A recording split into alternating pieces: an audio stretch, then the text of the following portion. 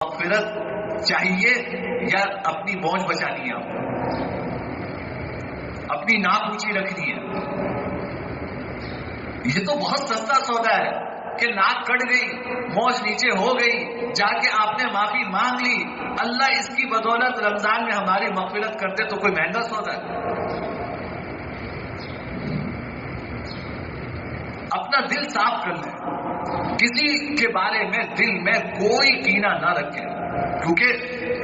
آگے حدیث میں فرمایا کہ چوتھا شخص مشاہن، یعنی جس کے دل میں دوسرے مسلمان کا کینہ ہو، اللہ تعالیٰ اس کی بھی مغفرت نہیں فرماتے، کہتے ہیں کہ پہلے یہ اپنا کینہ صاف کرے پھر دیکھیں۔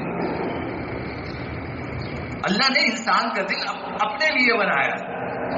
یہ دل جو ہے